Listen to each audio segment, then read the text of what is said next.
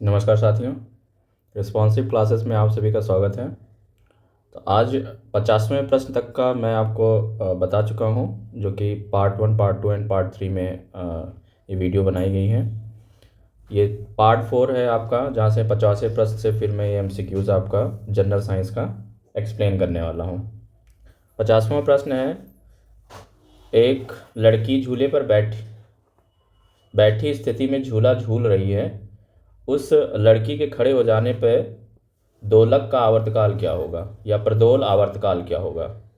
कम हो जाएगा, अधिक हो जाएगा, लड़की की ऊंचाई पर निर्भर करेगा, अपरिवर्तित रहेगा। तो दोलन का जो आवर्तकाल होता है T=2π√L/G। अगर लड़की झूले पर बैठी है और फिर खड़ी हो जाती है, इसकी वजह से उसका आवर्तकाल क्या हो जाएगा? कम हो जाएगा, क्योंकि लंबाई क्या हो जाएगी आपकी? कम हो जाएगी। यहाँ से आप देख पा रहे हैं कि टाइम पीरियड जो है, आवर्तकाल is directly proportional to the root of L. खड़ी हो जाने पे लेंथ कम हो जाएगी आवर्तकाल का, सॉरी दोलक का, जिसकी वजह से उसका आवर्तकाल क्या हो जाएगा? कम हो जाएगा, डायरेक्टली प्रोपोर्शनल है। तो 50वें प्रश्न का ऑप्शन नंबर ए करेक्ट हो जाएगा। 91वां प्रश्न है, यहाँ पे निम्नलिखित कथनों पर विचार कीजिए। एक सामान्य दोलक का दोलन चल रहा है, ऐसे में जब गोला मध्य स्थान से गुजरता है त्वरण शून्य होता है। यानी कि यहाँ पे इसके मीन पोजीशन की बात कही जा रही है कि मीन पोजीशन पे क्या होगा। तो ये बात सही है कि जब गोला माध्य स्थान से गुजरता है, यानी मीन पोजीशन से गुजरता है, तो त्वरण शून्य होता है। बिल्कुल सही है। फिर कहा जा रहा है, हर आवर्तन में गोलक 2 बार किसी एक निर्दिष्ट वेग को प्राप्त करता है। हाँ, 2 बार किसी निर्दिष्ट वेग, यानी एक एक्सट्रीम पोजीशन इधर और एक इधर एक्सट्रीम पोजीशन। ये आपका है यहाँ पे, ये और ये मीन पोजीशन, ये एक्सट्रीम पोजीशन और ये एक्सट्रीम पोजीशन। तो हर आवर्तन में गोलक 2 बार किसी एक निर्दिष्ट वेग को प्राप्त करता है, ये भी बात सही है। दोलन के दौरान जब गोला चरम स्थिति पर पहुंचता है, चरम स्थिति मतलब कि एक्सट्रीम पोजीशन पर पहुंचता है, उसकी गति और त्वरण दोनों शून्य हो जाती हैं। गति और त्वरण दोनों शून्य होते हैं। गलत बात है यहाँ पे। गति तो शून्य हो जाएगा उसका, लेकिन त्वरण शून्य नहीं होगा। त्वरण शून्य नहीं होगा। और तो ये तीसरा बात गलत है। सामान्य दोलक का दोलन आयाम समय के साथ साथ कम होता जाता है, तो ये बात सही है चौथा। तो 1, 2 और 4 ऑप्शन नंबर सी करेक्ट हो जाएगा। 91 का ऑप्शन नंबर सी करेक्ट है। IAS 2001 का प्रश्न ये है। 52वां प्रश्न देखेंगे यहाँ पे साथियों, पेंडुलम घड़ी तीव्र गति से चल सकती है तो ग्रीष्म ऋतु में। तो ग्रीष्म ऋतु में क्या होता है, पेंडुलम घड़ी का जो बढ़ जाने के कारण टाइम पीरियड, सॉरी, तीव्र गति से चल सकती है, तो ग्रीष्म ऋतु में तो स्लो हो जाती है ना, ये गलत है।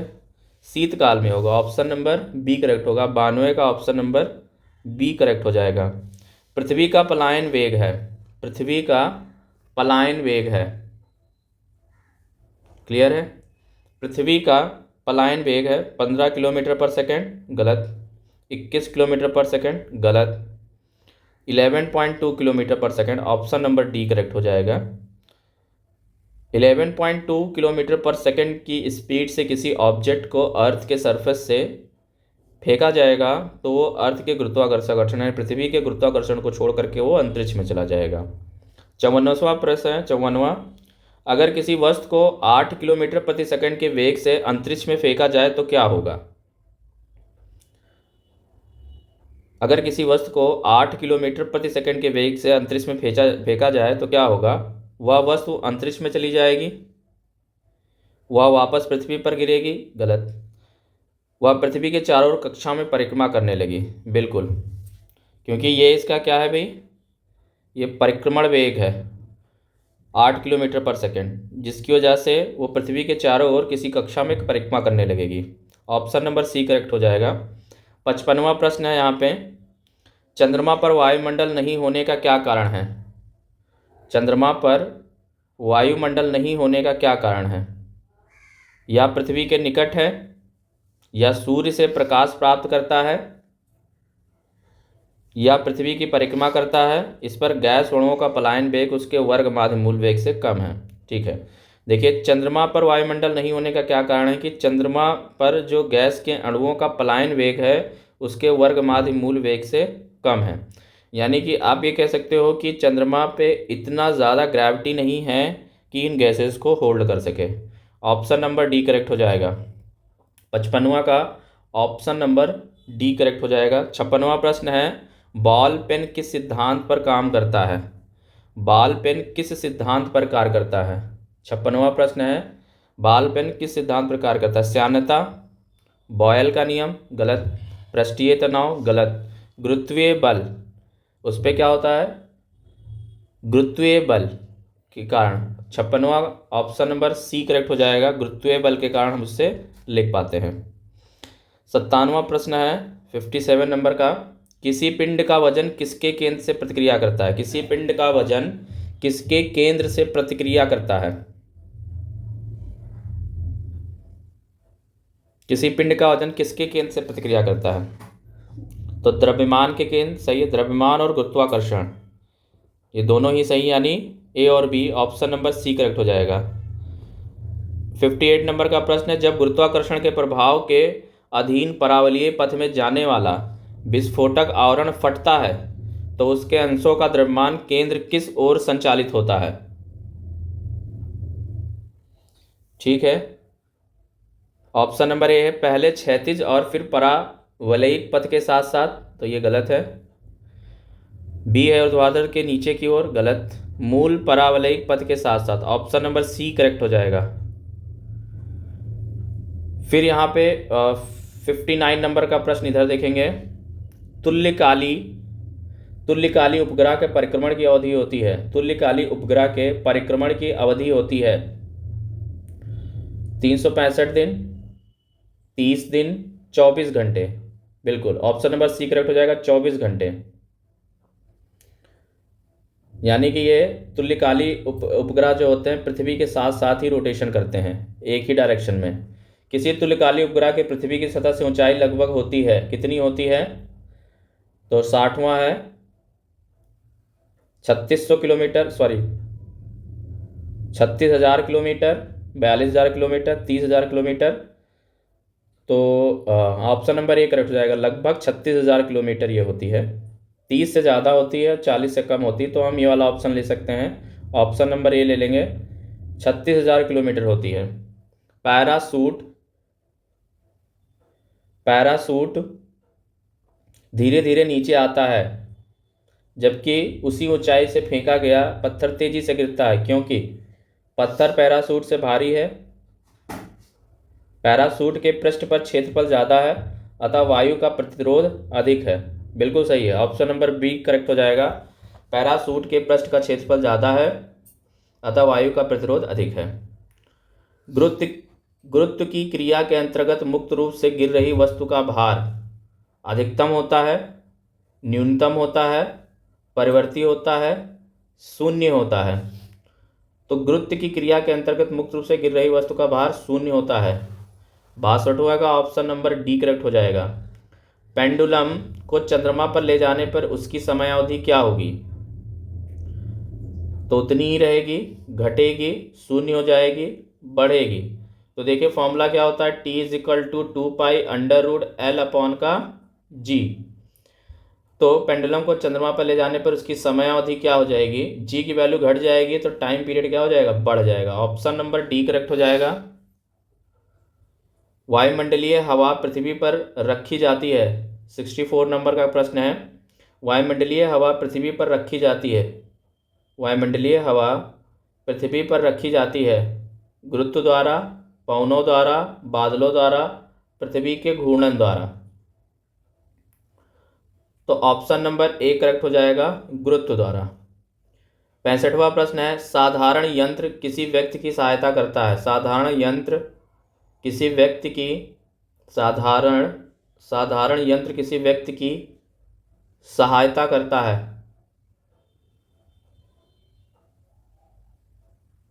साधारण यंत्र, अच्छा सिंपल मशीन की बात कर रहे हैं, कम काम करने में कम बल का प्रयोग करके भी उतनी ही मात्रा में काम करने में। बिल्कुल सिंपल मशीन का ही काम है। ऑप्शन नंबर बी करेक्ट हो जाएगा। एक व्यक्ति एक संवेदनशील तराजू पर खड़ा है। यदि वह गहरी सांस अंदर लेता है तो तराजू का या तराजू की रीडिंग बढ़ेगी, घटेगी। रीडिंग पर कोई प्रभाव नहीं पड़ेगा। वह बढ़ेगी या घटेगी या मंडलीय दबाव पर निर्भर करेगा।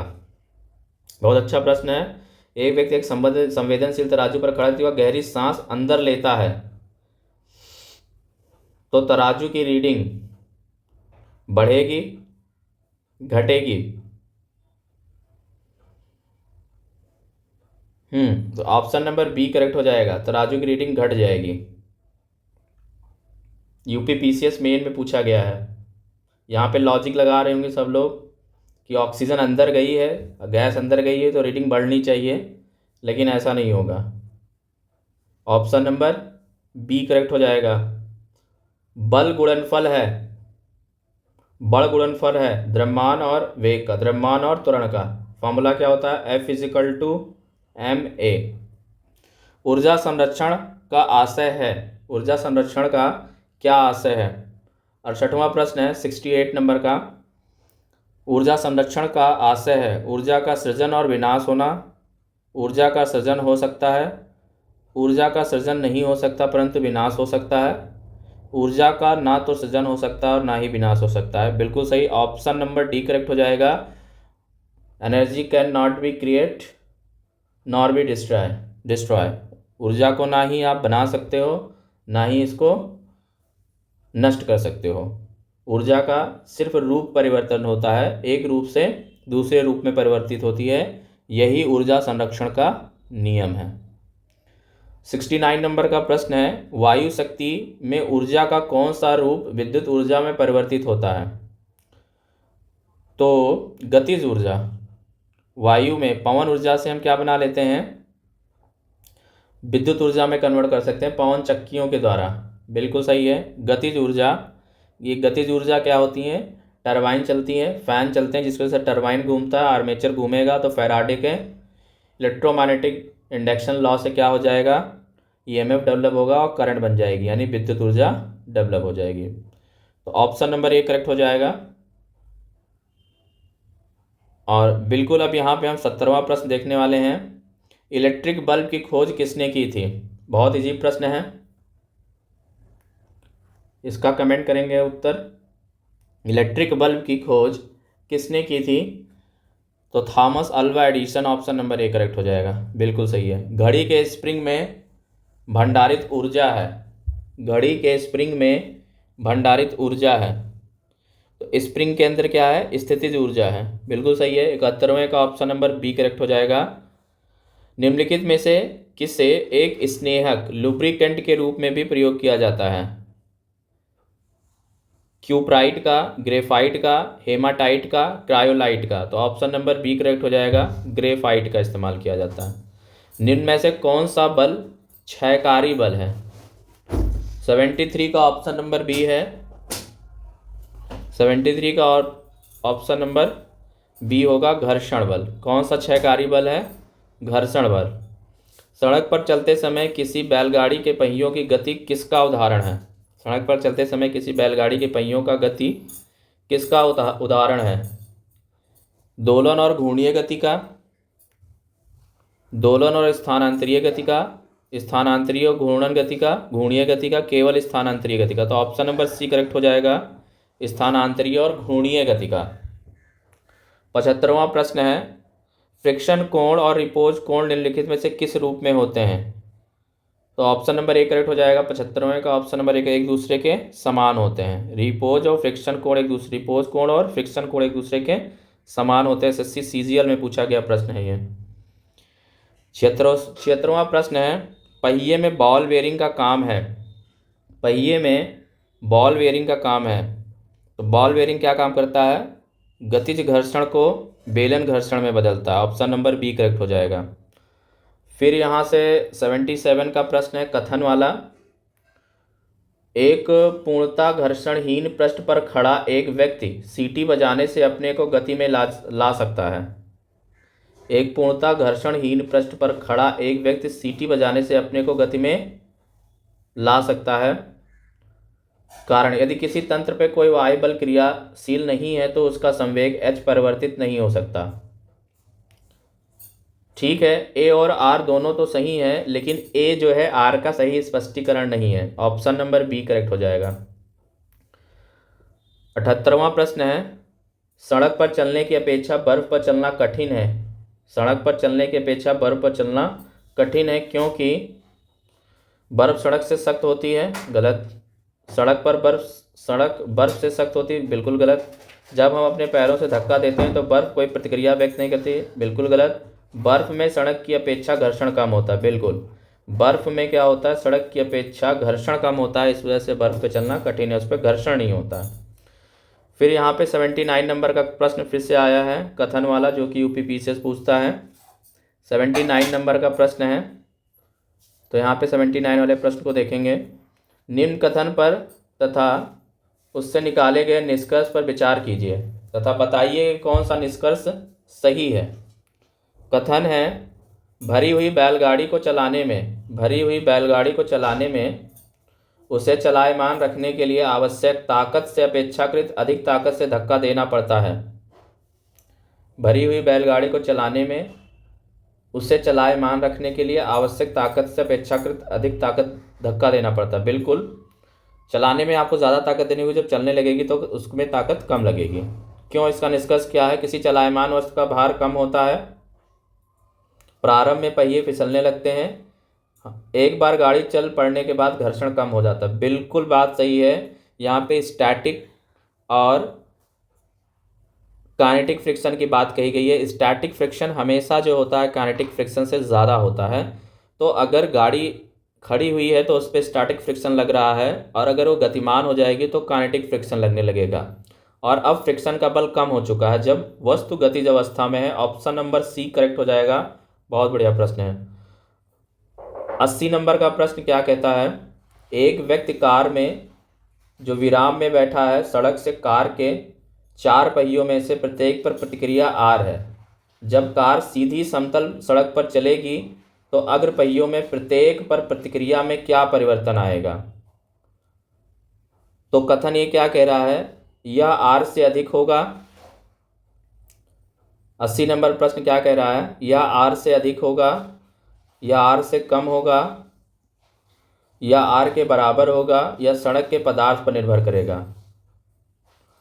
तो 80 नंबर का जो प्रश्न है इसका उत्तर हो जाएगा ऑप्शन नंबर बी, यह आर से कम होगा।